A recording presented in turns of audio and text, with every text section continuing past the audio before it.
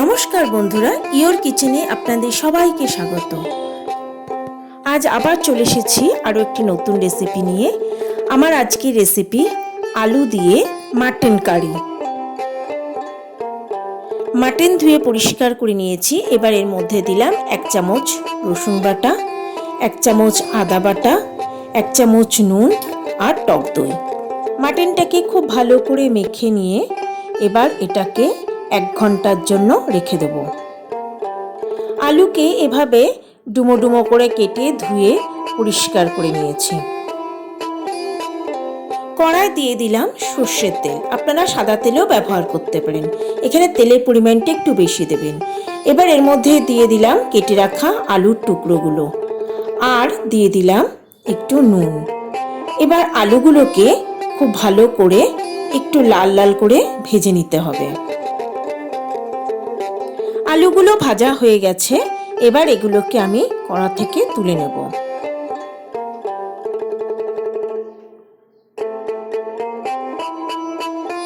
এবার এই তেলের মধ্যে দিয়ে দিলাম 2টো তেজপাতা।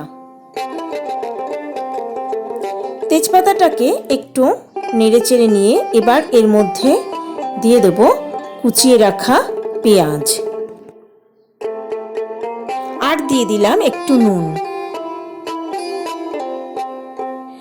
পেঁয়াজগুলোকে ভালো করে তেলের মধ্যে ভেজে নিতে হবে যতক্ষণ না পেঁয়াজের কালার চেঞ্জ হয়।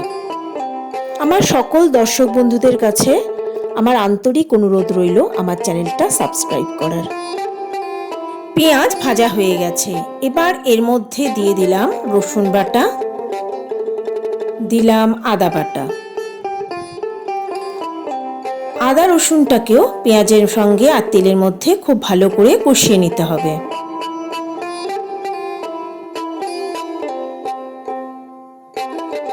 গ্যাসের ফ্লেম মিডিয়ামে দিয়ে এটাকে আমি প্রায় 3 মিনিট কষিয়ে নিয়েছি।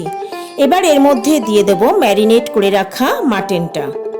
এবার গ্যাসের ফ্লেম লোতে রেখে এটাকে খুব ভালো করে কষিয়ে নিতে হবে। এই সময় এর মধ্যে দিয়ে দেব 2 চামচ কাশ্মীরি লঙ্কার গুঁড়ো, 1/2 চামচ লাল লঙ্কার গুঁড়ো আর 1/2 চামচ হলুদ গুঁড়ো। এবার সব কিছুকে খুব ভালো করে কষিয়ে নিতে হবে। আপনারা হয়তো অনেকেই অবাক হচ্ছেন যে আমি এখানে জিরে গুঁড়ো বা ধনে গুঁড়োর ব্যবহার করলাম না কেন। আমি এখানে জিরে গুঁড়ো বা ধনে গুঁড়োর ব্যবহার না করে এভাবে রান্নাটা করেছি। আপনারাও এভাবে রান্না করে দেখুন, অসাধারণ টেস্ট হয়। মিনিট 5 কষানোর পর এর মধ্যে দিয়ে দিলাম টমেটো কুচি। এবার এটাকেও মাটনের সঙ্গে খুব ভালো করে আবার কষিয়ে নিতে হবে।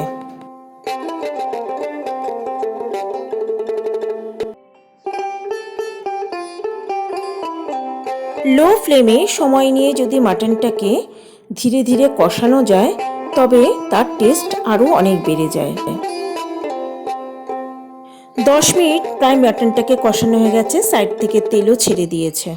এবার এটাকে আমি প্রেসার কুকারে নিয়ে নেব। আপনারা প্রেসার কুকারেও সেদ্ধ করতে পারেন, আবার কড়াতে রেখেও সেদ্ধ করতে পারেন।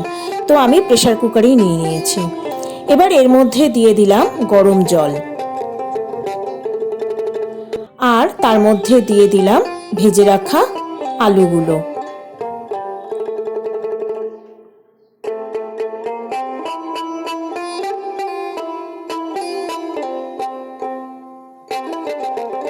এবার এর মধ্যে দিয়ে দিলাম 1/2 চামচ নুন।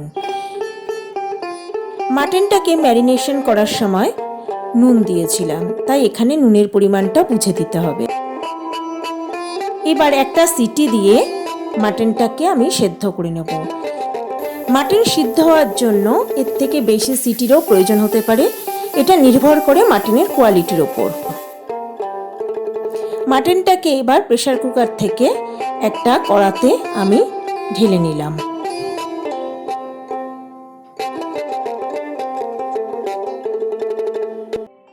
এবার সব কিছুকে খুব ভালো করে নেড়ে দিয়ে এটাকে মিডিয়াম ফ্লেমে প্রায় 10 মিনিট আমি ফুটিয়ে নেব। 10 মিনিট পর মাটনের ঝোলটাও অনেকটা গাঢ় হয়ে এসছে। এবার এর মধ্যে আমি দিয়ে দেব 1 চামচ গরম মশলার গুঁড়ো। সব কিছুকে আর একবার ভালো করে মিশিয়ে দিয়ে আমি এবার গ্যাসের ফ্লেম বন্ধ করে দেব।